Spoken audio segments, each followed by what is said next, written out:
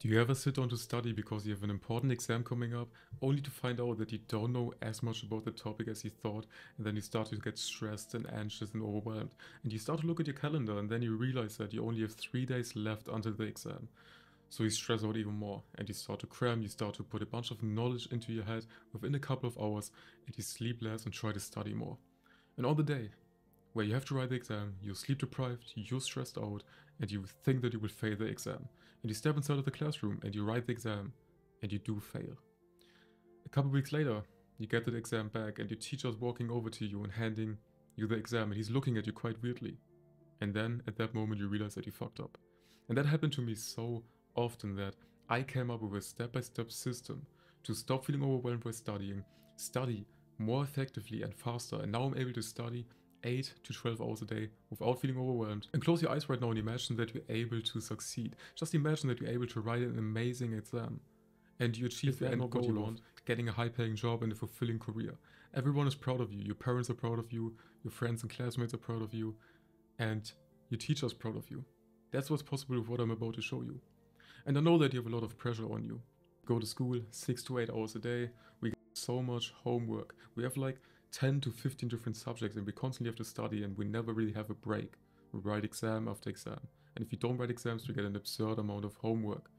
And maybe you don't even have enough time to go after your passion or your hobbies, which I can totally understand. And on top of that, your parents expect you to perform well. Your future depends on your grades and you put so much pressure onto you and you constantly compare yourself to your classmates. And if they're performing better than you kind of feel guilty and ashamed. But you can make it. And why am I saying that? Because I did, with the process that I'm about to show you. So what is the first step? We have to start by reframing the way we see anxiety, overwhelm and stress, because it's viewed as this very negative thing in the modern day world. Everyone thinks that negative emotions are terrible, but I struggled with anxiety for over 8 years of my life, and I had to slowly learn to use it to my advantage and to see it as something positive. And anxiety itself is nothing bad. It's just a coping mechanism by your body, a protection mechanism. And a few thousand years ago, it was necessary for survival. So it's actually something good, like your body's trying to protect you. You have so much energy inside of you, the blood is getting shot into your muscles, you start to overthink and you become hyper aware of your surroundings. And on top of that, I learned how I can use my anxiety to work and study 10 times more, harder and better. Anxiety is not a disorder where the sufferer is out of their mind. We're not having a psychosis. The problem comes from being too involved with each thought, far too much analyzing and not enough letting go. And by constantly thinking about your anxiety and actively trying to fight it, you make sure it stays present in your life because you find what you're looking for. To eliminate anxiety from your life, ignore it, don't avoid it. Now, I know it sounds like a paradox. I'm just gonna ignore my anxiety when I try to sit down and study? Yes.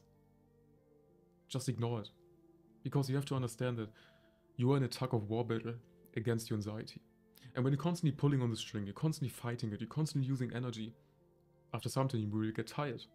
And on top of that, you're also tying your hands to the rope. That means you're unable to act and you're paralyzed by fear. So just let go.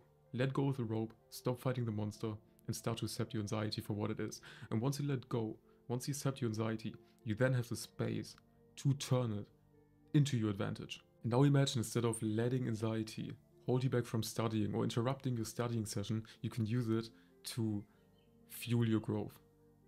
Here's how. Negative emotions are the strongest form of energy. Energy can't be destroyed, only converted. You can channel this energy into your work like a magnifying glass. Focus puts you into a flow state where you feel the most present, productive and fulfilled. This gives you a lot of leverage, the difference between inputs and outputs. Overthinking gives you new ideas, different perspectives and unique solutions.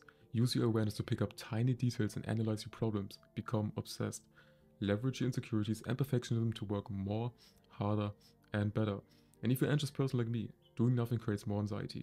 Your brain starts to think about what you could do or start and see almost everything as a threat.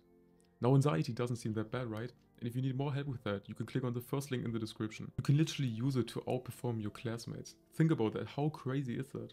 Like, the only reason why you're seeing this video is because I use my anxiety to my advantage. Because I have so much energy inside of me that I had to sit down and record a video. And when I was writing the script of the video, I was constantly tweaking things, I was constantly improving things, I was constantly analyzing and overthinking the things that I'm saying and how I should word the script. And that is an advantage. And on top of that, I'm a perfectionist. I want everything to be perfect. But that pushes me to constantly improve. Because the only way you can reach perfectionism is through constant, imperfect action. And when you're studying, you will probably encounter frustration or overwhelm sometime. But don't get discouraged. Frustration is a good thing and you actually need it to learn. It's like mental bodybuilding. It's like going to the gym for your mind, which is great. When the frustration level increases, you release norepinephrine, whose main function is to prime the brain for learning. Rather than a sign that you're moving in the wrong direction, frustration is a cue that you're moving in the right direction. Now, all of this is pretty useless if you don't actually sit down and study. And I watched all of the studying and productivity videos out there. I tried the Pomodoro technique, I tried the Feynman technique, I tried active recall, I tried everything. After some time I realized that it just comes down to one single thing that does 80% of the job, which is having a clear schedule and a clear structure. Not having a clear schedule means we have a lack of direction in life, which creates anxiety. Not knowing where we will end up, too many choices and not knowing what to do. A lack of structure promotes anxiety. And when you're not focused on something you have to do, anxiety comes in to fill the void. Create a clear schedule of small steps to bring you closer to your end goal, acing the exam. Start 2 weeks before the exam comes up to avoid cramming and burnout. Look at the topic of the exams for the next 3 days and get a general overview. Write down what you have to study, book pages and questions, and then divide them by the time you have left. 15 pages and 12 days left equals 1.25 pages per day. Ask yourself, where do you need to focus more of your time and effort? Start to study the least familiar topic and work your way up to the most familiar. Take notes and explain topics in your own words to engage your brain. Turn your notes into questions and learn the answers by heart. Notice any part of the explanation where you stumble or can't simplify the concept. These are areas where you need a better understanding. Keep practicing your explanation until you can deliver it smoothly and simply, as if to a 5-year-old. Go over the notes and explanations every single day for a couple of minutes and repeat. So this is my clear step-by-step plan that I follow each and every time when I'm trying to study, and the results are amazing. I went from like an average C and D student to writing A's and B's with less time, more structure, less anxiety, and more fun. But now most people get learning wrong. I learned wrong for a long amount of time. I was reading like 30 books this year and I didn't change anything. I didn't apply what I was learning, and if you don't apply what you learn, you don't learn. So what even is learning? Learning means same condition, new behavior. If you click off this video right now and you don't change your behavior afterwards, you haven't learned.